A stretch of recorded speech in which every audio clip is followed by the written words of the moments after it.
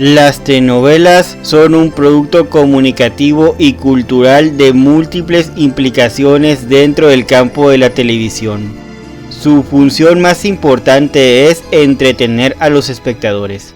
Con estas palabras de la escritora Fernanda Villeli se puede describir perfectamente las funciones de las telenovelas. La gente de un pueblo como el nuestro, con las crisis que pasamos, busca escapes, historias que le den alguna esperanza. El éxito de una telenovela lo determina el momento en el que llega al público, el único que decide si gusta o no. La historia abordada no tiene que ser necesariamente fantasiosa o realista, con un argumento melodramático. De aquí viene que también se les conozca con el mote de melodrama televisivo. En el caso de México es sintomático que no haya mucha información sobre el nacimiento del género, dado que este producto televisivo tiene un lugar muy importante en la televisión mexicana, no solo a nivel nacional, sino también en forma internacional, debido a que México ocupaba el segundo lugar en exportación de telenovelas en las últimas 4 décadas del siglo pasado, y ocupa el primer lugar desde el comienzo del nuevo siglo. Es un género muy influyente en América Latina. Su influencia en otros países va en aumento. Es en la década de los 70 que se despierta cierto interés en las telenovelas por parte de los científicos sociales e investigadores en comunicación. Así empiezan los análisis de las telenovelas. Ahora que conocen la trama más conocida de estas, nuestras historias del corazón, es hora de que conozcan algunos de los géneros de estos seriales televisivos, y en la presente cápsula les hablaré sobre estos, donde haré énfasis en los dos con los que más trabajaron los productores pioneros de las telenovelas en México, así como también les mencionaré algunos otros que también son utilizados en la televisión mexicana. Acompáñenme en este recorrido.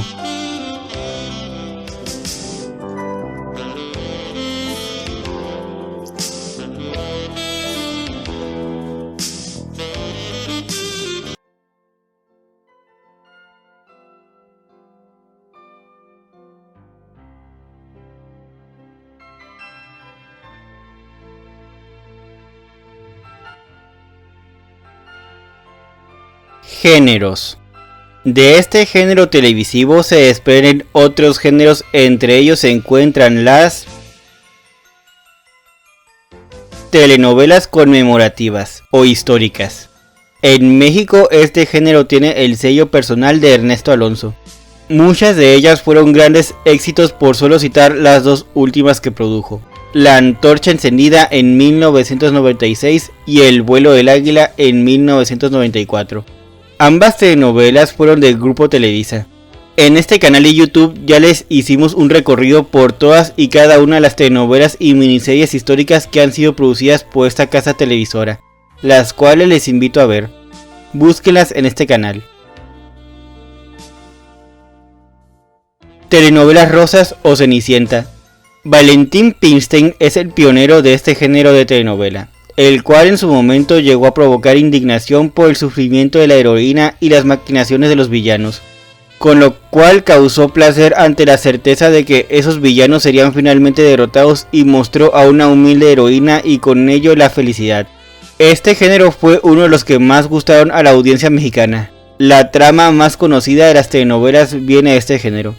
Carla I. Covarrubias identifica en su artículo Una mirada reflexiva sobre el estudio de las telenovelas en los 90 que este género de la telenovela es considerado como tradicional, así como también las identifica principalmente con Grupo Televisa.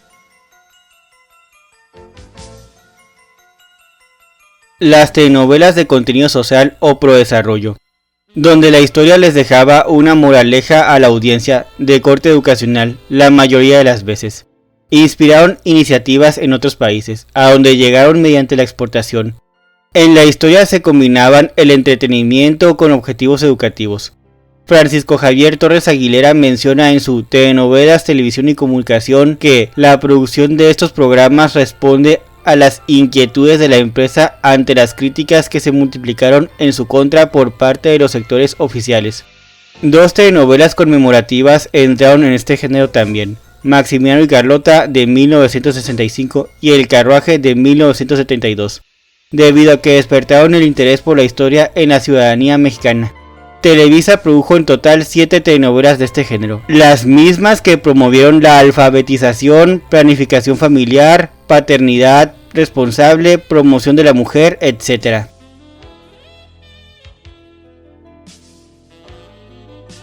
La telenovela infantil. Estas nacieron en los años 70. Abarcaron contenido exclusivo para niños. Mundo de Juguete fue la primera de ellas.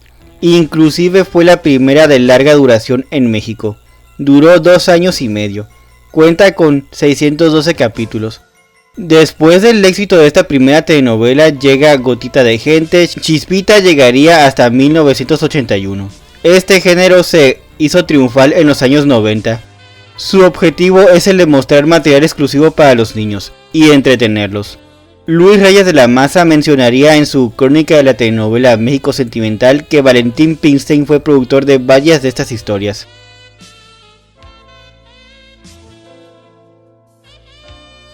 Hay telenovelas de corte dramático, policíaco, juvenil, la comedia, la ciencia ficción, entre otros. El género telenovela cambió conforme el paso de los tiempos.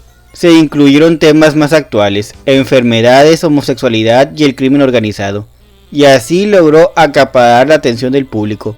Por estas razones los gobiernos de los principales países que producen telenovelas se niegan a dejar de producirlas, porque entre muchas razones les sirven para generar ingresos económicos y para mantener tranquilas a las grandes masas mediante estas producciones. En otros países hay otros tipos de géneros que nunca han llegado a México. Brasil, como la telenovela moderna, o Colombia con las declamatorias, por solo mencionar 2 ejemplos. Con los años se han ido integrando nuevos géneros y con ellos nuevas temáticas. La telenovela declamatoria es un estilo muy común en Colombia. Era trascendental, hipostaciada y formal. Es en este género de telenovela donde lo cómico recae en los personajes como las nanas, sirvientas o vecinos de barrio. La telenovela moderna en Brasil se le conoce a este género de telenovela conocido como el modelo que rompe con el esquema melodramático y que incorpora un realismo que posibilita la cotidianización narrativa y el encuentro del género con la historia y con algunas matrices culturales del Brasil. Jesús Martín Barbero y Germán Rey mencionan en Los ejercicios del ver, hegemonía audiovisual y ficción televisiva que el primer modelo constituye el secreto del éxito de telenovelas mexicanas como Los ricos también lloran o Cuna de lobos, y de las venezolanas Lucecita o Cristal. El segundo es el que le ha ganado reconocimiento a telenovelas brasileñas como La esclava Isaura o Roque Santeiro, y a las colombianas como Caballo Viejo o Café. Este género inició en 1968 con la telenovela Beto Rockefeller. La telenovela cultural, que escapa de los estereotipos habituales, plantea temáticas como la independencia femenina, divorcio, situaciones sociales contemporáneas o historias donde no existen las polaridades tan marcadas del modelo tradicional. La telenovela de época. Sobre este género muchas personas cometen el error de creer que las telenovelas de época y las telenovelas históricas son exactamente el mismo género. En realidad son distintos. Una telenovela de época puede estar ambientada en el transcurso de un suceso histórico. Tenemos por ejemplo algunas de ellas. Alborada en el 2005, que estaba ambientada en la época del dominio español en México. En el último capítulo de dicha telenovela se menciona que estalló la lucha por la independencia. Pasión del 2007 al 2008, ambientada en 1750. Es la Nueva España a la mitad de la Edad de Oro pirata. Corazón Salvaje, una de las historias más llevadas a la televisión mexicana, que retomaba los años de 1850 a 1900, en todas las versiones. El Hotel de los Secretos, da idea de cómo era la vida en 1910, los últimos días del Porfiriato. En la telenovela se ven las fiestas del centenario mencionándose que se acerca la revolución. Estos son algunos de los ejemplos de telenovelas de época.